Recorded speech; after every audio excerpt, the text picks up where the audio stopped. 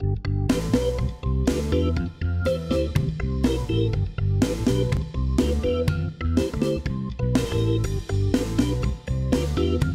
everyone, today we are doing a wheat-free, gluten-free roasted chicken pizza. I don't know how else to call it because those are important parts. There's chicken in it, and it's wheat-free, and it's gluten-free, and it's awesome. So we're gonna bake the crust together, and then we're gonna top it off. I'm just gonna do kind of my thing, and then you can grab whatever ingredients you want for the top, and make sure you put them on, and we're gonna bake it. So it's gonna be very yummy. So it's summer. We are barbecuing, we're at the pool, we're doing all these events with our friends, and it can be pretty tough to stay healthy. So this is why I'm doing this video, because you want to make sure if you're going to a barbecue, you're bringing something healthy, and you're not sacrificing your health goals too much, even though it is party time. So we're going to make this crust together right now. When you're doing a gluten-free and wheat-free crust, it is like Russian roulette. So we're gonna do this together, and I'm gonna hope it's gonna work out. I've made it many times, and sometimes it's good, sometimes not so good, just in terms of texture, but it tastes awesome. So that's what counts, right? So what we're gonna do is we're gonna start with a big mixing bowl, and we're gonna put all these ingredients in the mixing bowl, mix it up, flatten out our crust, and bake it for 20 minutes. So to start, we're gonna preheat our oven to 350 Fahrenheit. Then we're gonna put stuff together. So we've got 2 cups of ground almonds. So just to ground your almonds, all you gotta do is put it in a food processor, pulse it until they're itty bitty size. We also have 4 tablespoons of quinoa flour. We've got 2 cloves of garlic, 1 cup of goat's mozzarella cheese. So we're taking this to the extreme. This is like optimal healthy. We're taking our goat's cheese here instead of regular cheese. We've got 2 eggs, whole eggs, and 4 tablespoons of olive oil, and half a cup of water. Then we've got 4 tablespoons of ground flaxseed. So make sure they're ground, that way we get the optimal benefit of them. We're just gonna put all this stuff into our big mixing bowl. I can already smell the garlic, so that's a good sign. Cheese in. So for the cheese, you wanna grate it, and you wanna make sure it's really small. You don't want these like long, spidery legs. You don't want like the string cheese stuff. This is like sticky. Ugh. Oh, here we go. Okay, we're gonna put it in, and we're gonna mix her all up. It looks really good. Look how colorful that is already. What kind of crust do you know looks this awesome? So we may have to play with the texture, right? So this is where I get myself in trouble sometimes. I put too much water, not enough flour, but we'll find it and we're gonna adjust it. It's gonna be different for you too.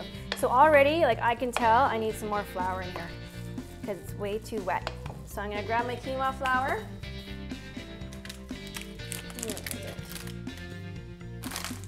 Just open up a new one. Do it the classy way. Whew. Look at this, see? Okay, we're just gonna put a little bit in and test it out. See if that's enough. Might need a little more.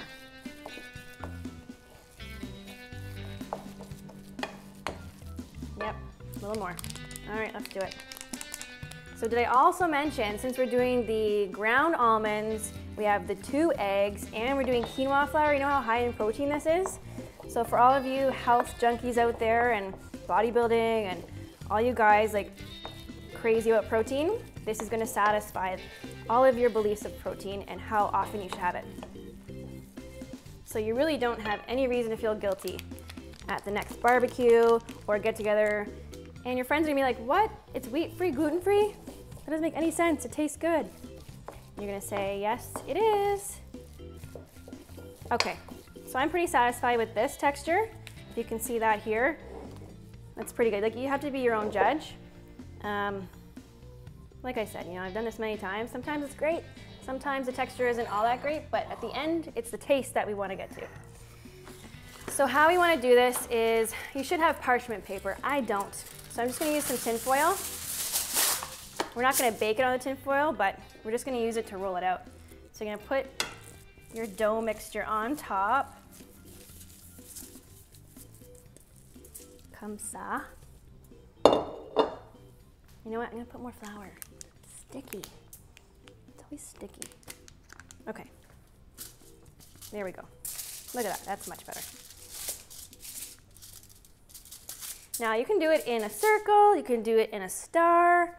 Have fun with it. Whatever you want. You know what too?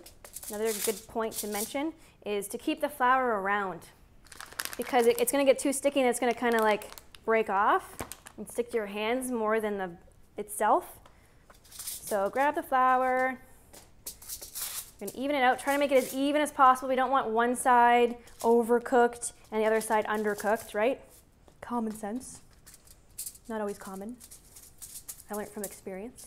Then you want to pinch the edge. So you don't want your toppings to spill over. So once you got the place you want to be at in terms of the thickness, okay, I'm good. We're just going to pinch the edges. And you need your, look, I'm doing like, you came to watch a classy show and you've got all this stuff going on. I apologize.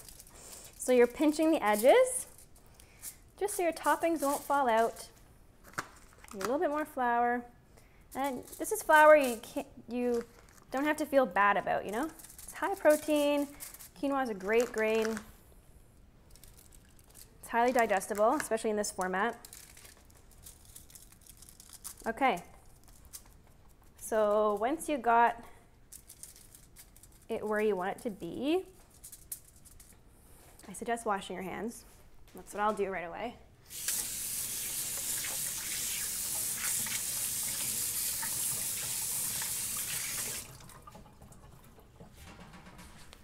Okay. Then we have to transfer this thing to that thing. So we got a baking sheet. If it's non-stick, then don't worry, you don't have to put any oil or anything on it. If it is non-stick, then you're golden. So if you can, you know what? I'm like not gonna do that. So we're baking on this. And this has enough oil, right? So we have the 4 tablespoons of olive oil, so it'll come off easily, or it should anyway. Okay, so we're gonna bake this for 20 minutes. So I would set it for like 12 minutes and then kind of see where you're at. It should be golden brown. And remember, we're gonna bake it for another 15 minutes once we put our toppings on. So if it is a little bit undercooked, that's okay, because it's gonna go right back in. So we're gonna take this, we're gonna put it into our oven at 350, already preheated. Perfect. We're gonna set the timer, and we are gonna be back very shortly, and we're gonna put our toppings on, and then we're gonna eat it, because it's gonna be awesome. So I'll be with you in no time flat.